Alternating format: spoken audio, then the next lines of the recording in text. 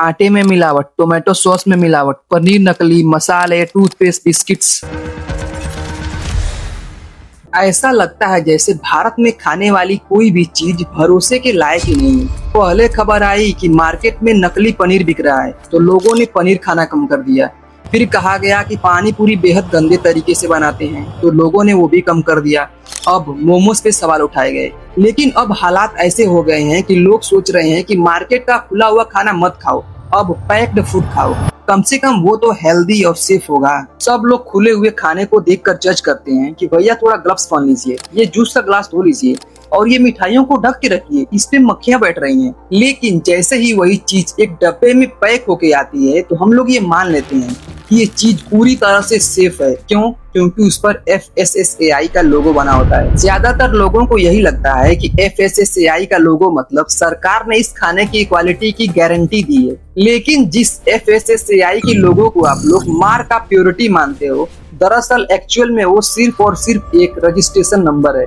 उससे safety ensure नहीं होता, क्योंकि सेफ, टेस्टेड और हेल्दी एक मार्केटिंग गेम बनकर रह गया है। आजकल लोग मैदे से बचने के लिए मार्केट से व्हाइट ब्रेड छोड़कर ब्राउन ब्रेड ले रहे हैं, क्योंकि वो मैदा का नहीं आटा का बना होता है और वो ज्यादा हेल्दी होगा। लेकिन ये झूठ है। कई मामलों में ये वही व्हाइट ब्रेड होता है जिसमें कैरेमल 150A नाम का एक कलरिंग एजेंट मिला दिया जाता है, जिसकी वजह से उस व्हाइट ब्रेड का कलर ब्राउन हो जाता है। लेकिन अब सवाल ये है कि जो लेवल के नाम पे हमारे साथ धोखा हुआ है तो उसका क्या? FSSAI की टीम फिर किस लिए है? सिर्फ स्टिकर लगाने के लिए? और इसका काम फूड सेफ्टी का है ना, तो ये अपना काम ढंग से आखिर कर क्यों नहीं रही है?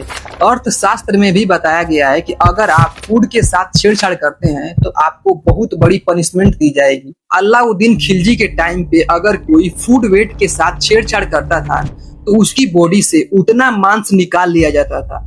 मान लीजिए कि आपने किसी को 2 किलो कुछ बेचा है और उस 2 किलो में कुछ ग्राम कम हो रहा है, तो उतना ग्राम मांस आपकी बॉडी से काट के निकाल लिया जाएगा। पहले खाने में मिलावट चोरी छुपे होती थी और अब गुमराह करके हो रही है। इसका एक सटीक एग्जांपल लागू होता है ऑरेंज वाले जूस इंडस्ट्री में। 100% नेचुरल जूस।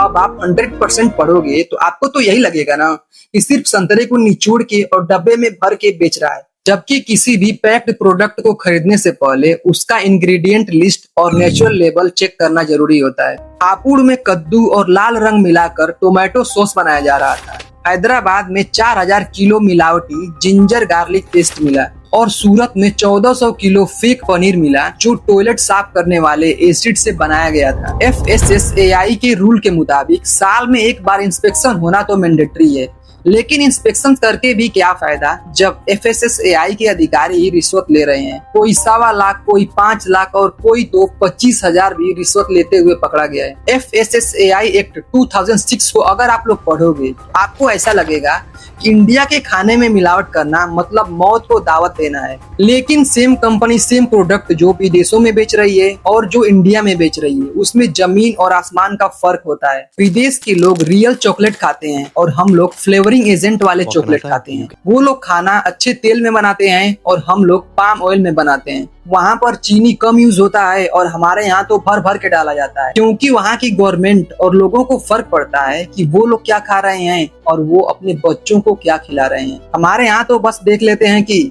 छपा है ना, ठीक ही होगा। हम लोग जिन मसालों को बड़े चाव से सब्जी, चिकन, मटन में डालते हैं, वो मसाले विदेशों में कोर्ट पर ही रोक लिए जाते हैं। अगर खाने में मिलावट हो रही है तो उसको रोकने की जिम्मेदारी अथॉरिटी की होनी चाहिए।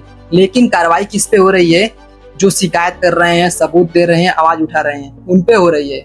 वाह भाई, ये कहाँ का नियम है? मतलब कार्रवाई मिलावट करने वालों पे नहीं बल्कि सिस्टम की कमियां दिखाने वालों पे हो रही है। एक ट्विटर हैंडल है खुरपेच। जब इसने FSSAI के डायरेक्टर के डॉक्यूमेंटेशन की जांच की तो अब उनके डॉक्यूमेंटेशन में एक बहुत बड़ा झोल झाल मिला। उनके CV में लिखा है कि 2006 से ये नेस्ले में काम किए हैं, लेकिन सर्विस सर्टिफिकेट के अनुसार ये अगस्त 2007 में ज्वाइन किए। कार्रवाई इस तरीके के फेक लोगों के साथ होनी चाहिए, ना कि इनको एक्सपोज करने वाले लोगों के साथ। रोज फैक्ट्री खुल रही है और रोज नया कुछ फेक बनाकर हमारे पेट में डाला जा रहा है और उन लोगों पे FIR इसलिए किया जा रहा है कि उनके ऑर्गेनाइजेशन का रेपुटेशन खराब ना हो। FSSAI एक फूड ऑर्गेनाइजेशन तो है, पर ना ही सेफ्टी है ना ही स्टैंडर्ड है और न ही अथॉरिटी है। हमें गवर्नमेंट्स और फूड एजेंसी से कई अहम सवाल पूछने होंगे कि इंडिया का फूड स्टैंडर्ड इतना कमजोर क्यों है। क्योंकि वही ब्रांड विदेशों में अच्छी क्वालिटी का प्रोडक्ट बेच रहा है, लेकिन वही ब्रांड इंडिया में घटिया क्वालिटी का प्रोडक्ट क्यों बेच रहा है। अगर विदेशों में अच्छी क्वालिटी का ऑयल बिक रहा है तो इंडिया में पाम ऑयल क्यों बेचा जा रहा है। अगर FSSAI का काम सिर्फ स्टैंडर्ड सेट करना है तो फिर सेफ्टी इंश्योर करना किसका काम है। और जो लोग कंपनियों को एक्सपोज कर रहे हैं तो उनके खिलाफ डिफेमेशन का केस क्यों हो रहा है।